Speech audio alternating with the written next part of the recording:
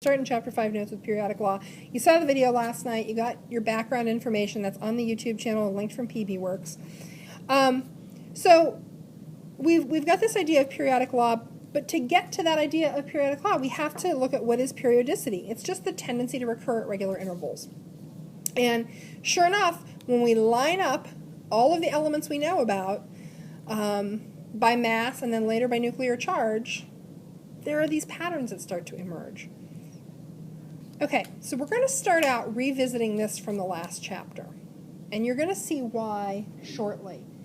The N number, 1, 2, 3, 4, 5, 6, 7 if we're feeling really crazy. That is an energy level. It's also called a shell. It's important we get this terminology straight for this chapter because this is going to come back up. Remember how I said there was a lot of hidden information in the periodic table? A lot of it has to do with electron configuration. Which, by the way, Mendeleev had no clue about. He was working before anybody knew that there was an electron. He was working in a pre-nuclear atom. Just let that sink in for a second. Holy cow. That's impressive. That's the predictive nature of science. If we're talking about 3s or 2p or 4d, those are sublevels or subshells. And then individual orbitals are things like 1s, well, I guess that's both an orbital and a subshell. 2px, 4py, 5pz, 3d1, those are individual orbitals that exist within a subshell. So it's just important to have those terms down. Okay, so do you all have a periodic table in front of you? So I don't think anybody has a problem with that first part. The groups run vertically. Remember the old mnemonic from one of my sophomores in physical science many years ago. Gravity pulls things down, groups go up and down. Okay. Periods are horizontal. So the periods are the rows, the groups are the columns. Read that mess. I'll read it out loud. Lengths of periods determined by the number of electrons that can occupy the sublevels being filled. Period 1 fills 1s, which holds 2 electrons, and there are 2 elements. Period 2 begins filling 2s. Huh? Is that incomprehensible? You're allowed to say yes. It usually is. It doesn't make a whole lot of sense. That's okay. So I'd like you to look at that periodic table. So we've got our periodic table. We're talking about the periods. So these are the rows, the horizontal rows. I'd like you to look at the first period, which is this top row. Notice that I've crossed out the second incidence of hydrogen. We'll talk about why that is later. We don't have 2 hydrogens. We just have hydrogen. We'll talk about why it's in 2 places at once. Okay. So, I would like you all, somewhere in your notes, to write the electron configuration notation for hydrogen. 1s1? That was pretty easy. Now, please do the same for helium. 1s2. So, how much more stuff can we put on that first main energy level? Some of you are shaking your heads. Why? Oh, it's full. The first main energy level is full. Well, how many more elements are there in the first period? We're out of elements. Huh. That's a coincidence, isn't it? No, it's not. So the first main energy level, all the elements that are filling that first main energy level are in the first period. Okay. Well, let's look at our second main energy level. So you can probably guess what I'm going to ask you to do. Can you write the electron configuration notation for lithium and for beryllium while we're at it? 1s2, 2s1. Okay. And beryllium shouldn't take you much longer. Okay, so we've got lithium 1s2, 2s1, beryllium 1s2, 2s2. What did we add when we went from lithium to beryllium? one what? One electron. So when we go from beryllium to boron, what do we add?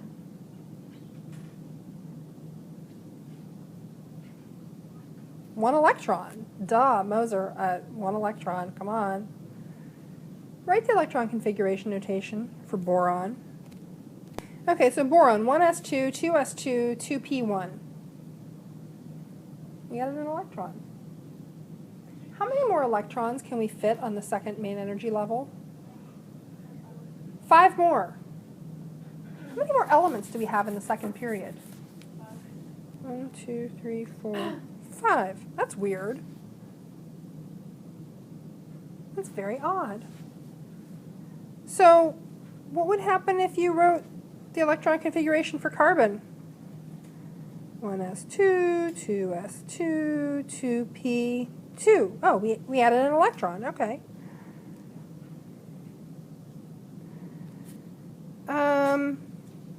What if we wrote it for nitrogen? 1s2, 2s2, 2p3.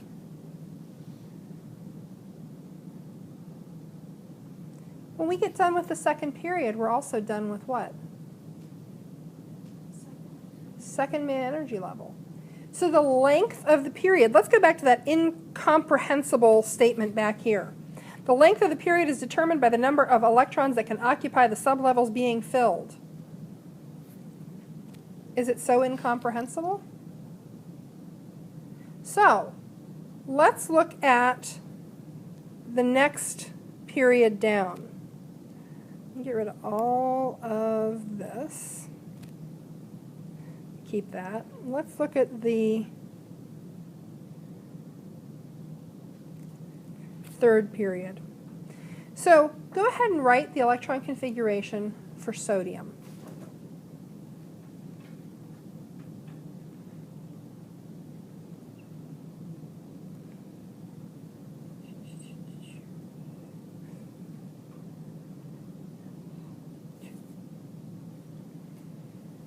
What fills after 3s2? Oh gosh, 3s1, sorry. And of course magnesium gets, what, one more electron.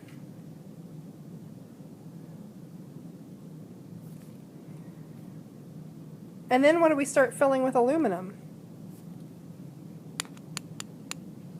3p.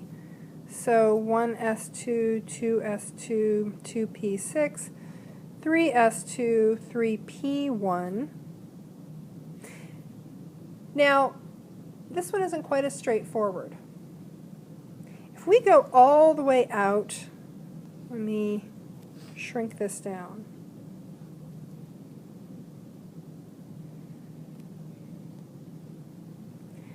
If we go all the way out to the end of the third period, what's the last element in the third period? Argon. What's the electron configuration notation for cargon?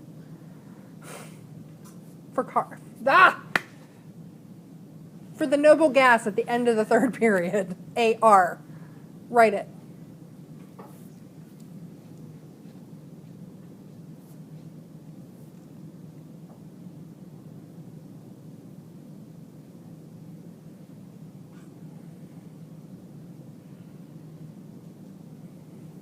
Because what do we know about noble gases? They always end with a what?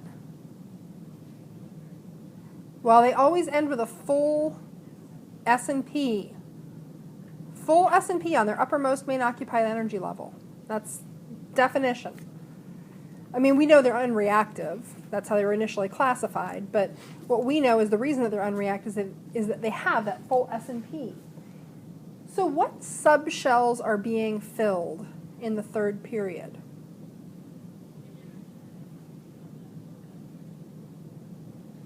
I saw you mouthing one of the correct answers. There are two. Well, 3 what and what? 3s and 3p. The 3s and 3p subshell are being filled in the third period. Is that the entire third main energy level? Why not, Lauren? It's easy to forget about D for a second. So it's not all about main energy level, but it's about the highest main energy level. So the period will tell you the highest main energy level that's being filled. And the length of the period is determined by the subshells that are being filled, not the main energy level being filled, because we may not fill up the whole main energy level. Remember, we start hopping around with that weird Aufbau chart. So the length of the periods is determined by the number of electrons that can occupy the sublevels being filled. And by sublevels, we're talking about subshells. So like the 3p subshell, the 4s subshell. So we look at the actual subshells that are being filled. And every time we move over one, we add an electron. It gets better. Okay, so the first trick.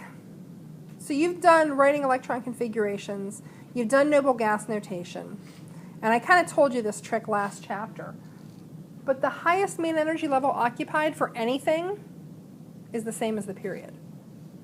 So if you look at magnesium, there's magnesium's configuration. Third period, what's the highest occupied main energy level? Be careful. What's the highest occupied main energy level? Jot it down for yourself. Actually, answer me using fingers. Okay. You can answer using fingers because it's just 3. 3s is not a main energy level. Okay? It is just 3. So the highest main occupied energy level is always the same as the period. Looking at your periodic table, what's the highest main occupied energy level for bromine? Fingers.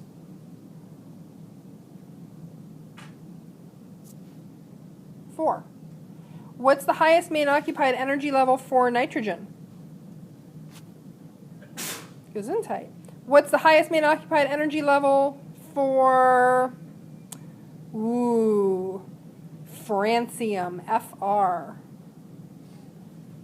Francium. So bromine was 4, nitrogen was 2.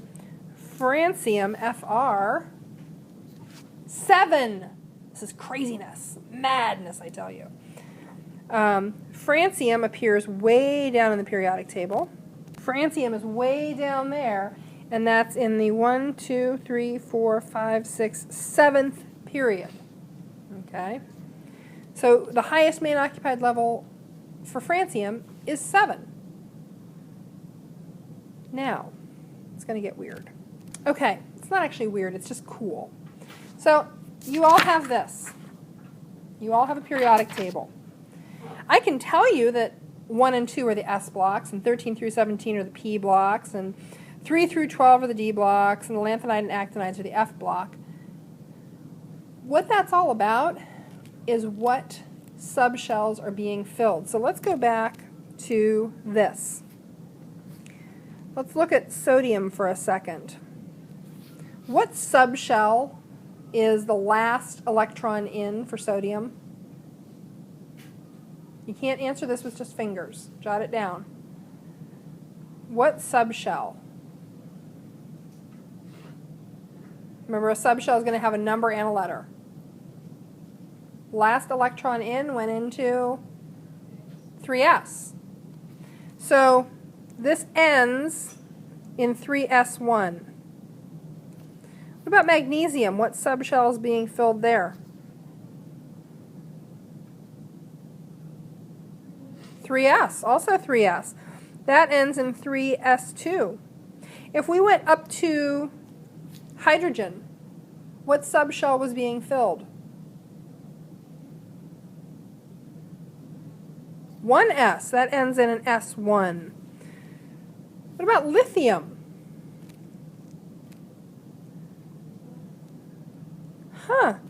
Ends with 2s1. What about beryllium?